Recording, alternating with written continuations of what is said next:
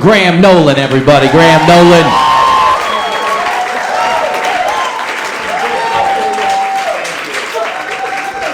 Jimmy's the best. You guys are the best, and you guys are giving me all this applause even though you guys haven't even heard of me, but you should know I'm getting a reputation already as the Beyonce of stand-up comedy, right?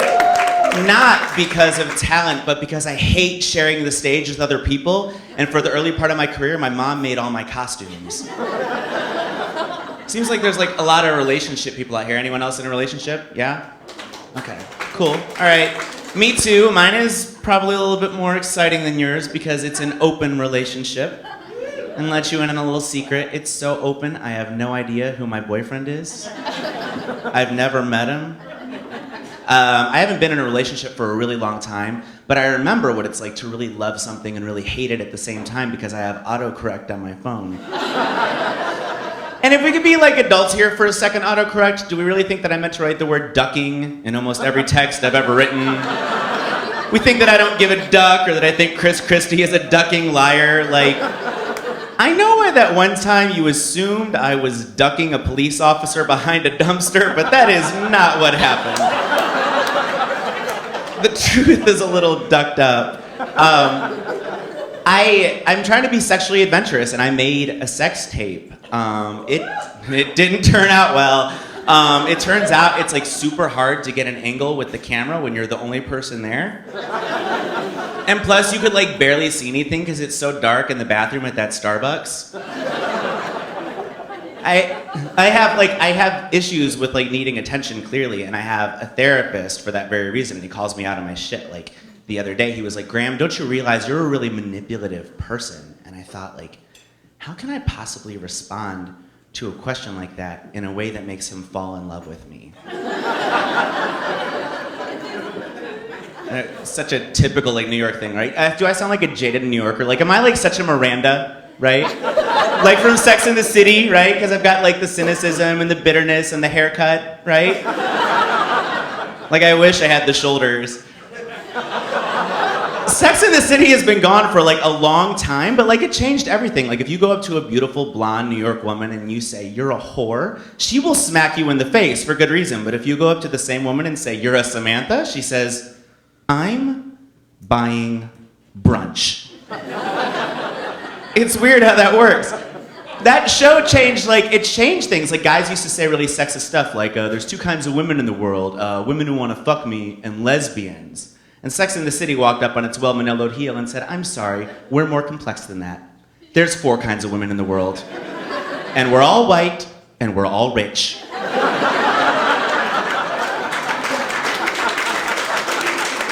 It's TV, man. TV makes it look fun to be a gay guy. It's not. They always show us like giving makeovers and like going to dance clubs and playing arena football. But it's like, it's super stressful.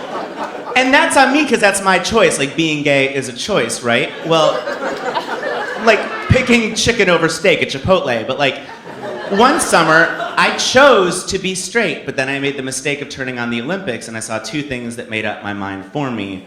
One is the bodies of male gymnasts. 2 is the bodies of female gymnasts.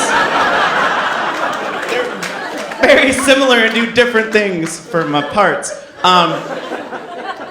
Some of you may be wondering about the tattoo, by the way. This represents Cyclops and Havoc from the X-Men. Does anyone know what that means?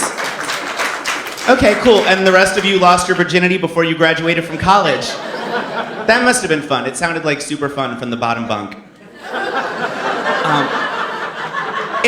It's mostly my gay friends that don't get the comic book stuff. Like, they'll be like, "I saw Thor." Like, you've seen Thor, right? "I saw it because he's hot, but I don't get it." I'm like, okay, so you don't get a blonde with a god complex and really muscular arms who speaks in a British accent for no reason, and then you bought $500 Madonna tickets. Like, I don't buy it. Which is honestly like just a joke because I think Madonna seems like a super cool guy. Honestly. I was not the manliest in high school, and I was afraid to like change in gym class, but they thought I was smart, so they wanted to pass me. So we had this agreement where I would come in after class and clean the gym so I could pass. Can I tell you that nothing drives home the fact that you are Mexican and gay, like sweeping a giant floor to get out of organized sports? That message was driven home.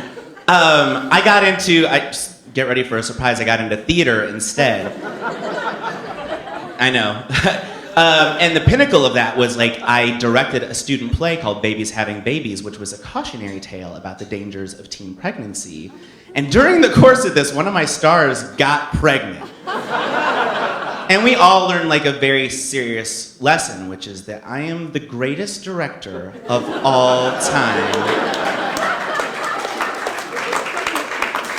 You guys, I assume there's like some straight people here because some of you aren't dressed well, and you guys are being really cool about the gay stuff. And I gotta say, more than anything, like, you know, straight people, they have questions, and if, you know, they drink enough Mike's Hard Lemonades, they start asking them. Like, when I was in a relationship, they'd say, like, which one of you is the guy and which one of you is the girl? And I'd say, well, I'm a really bad driver, and I've seen him pee sitting down, and we both cry a lot after sex, so I'm pretty sure we're both the girl. And then, like, they would ask, you know, which one of you pays for dinner on the first date? Because, you know, in the straight world, like, the guy pays, but in the gay world, there's no equivalent because we never eat in front of each other. You guys are hilarious. Eventually, when they get drunk enough, they have too many limeritas, they ask about anal sex, and I tell them, it's like trying to run up the down escalator at the mall. Everyone's real curious to try it once, but no one's getting anywhere, and no one is walking comfortably as a result. That is my time. You're all super wonderful. Thank you very much.